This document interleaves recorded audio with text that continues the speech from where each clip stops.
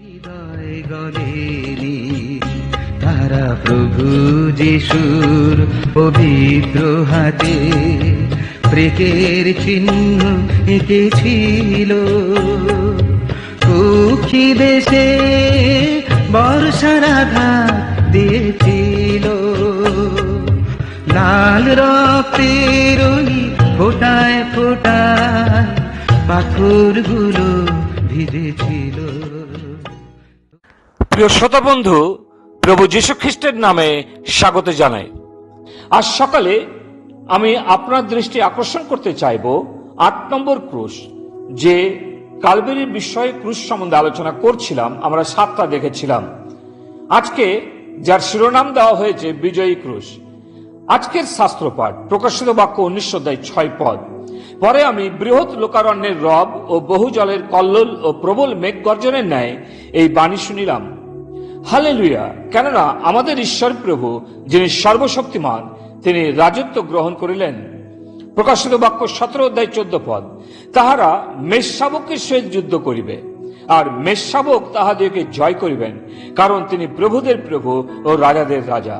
এবং যাহারা তাহার সহবর্তী, আহুত ও মনোনীত ও বিশ্বস্ত, তাহারাও জয় করিবেন। প্রকাশিত বাক্য 11 অধ্যায় 15 পদে।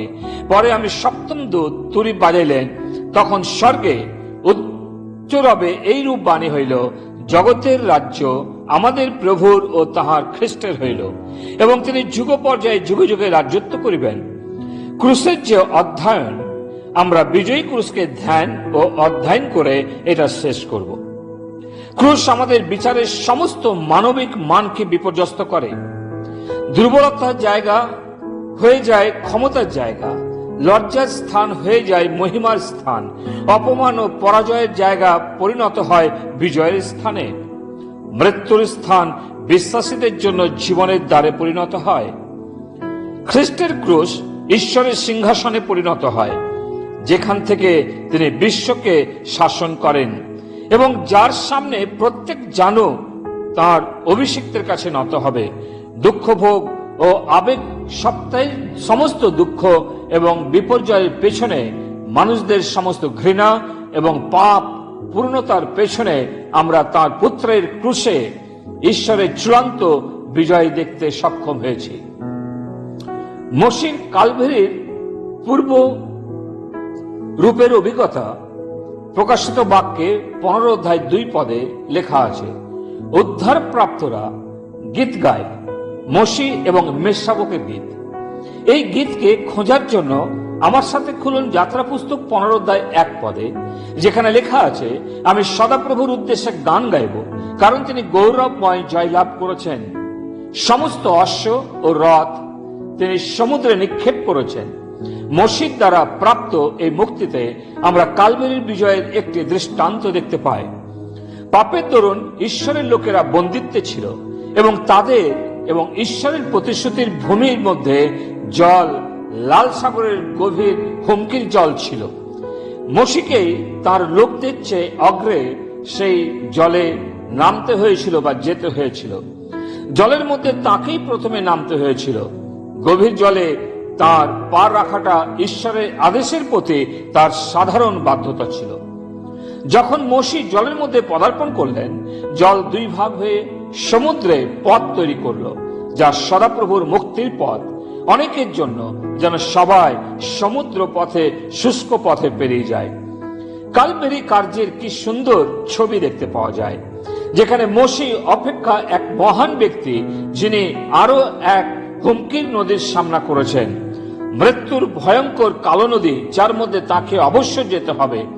যখন ক্রুশ তার কাজ শেষ করে, যিশু সেই সময়ে মৃত্যু নদীতে নেমেছিলেন।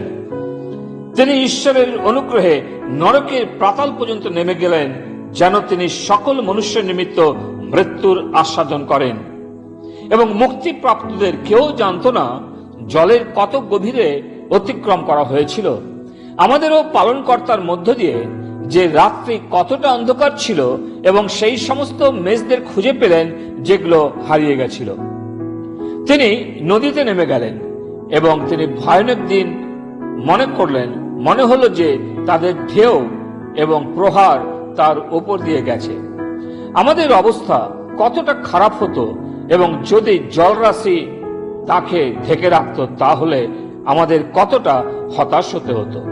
কিন্তু তিনি মৃত্যুঞ্জয়ী, তিনি বিজয়ের সাথে মহিমায় পুনরুত্থিত হয়েছেন। এবং প্রকাশিত বাক্য 1:18 লেখা আছে, আমি মরিয়া ছিলাম কিন্তু এখন জীবিত, এবং দেখো যুগান্ত পর্যন্ত আমি জীবিত, এবং মৃত্যু ও পাতালের চাবি আমার হস্তে রয়েছে।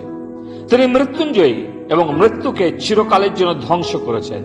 তাই এখনো বিশ্বাসীরা এই গীত গাইতে পারেন, মৃত্যু জয়ে কবলিত হইল।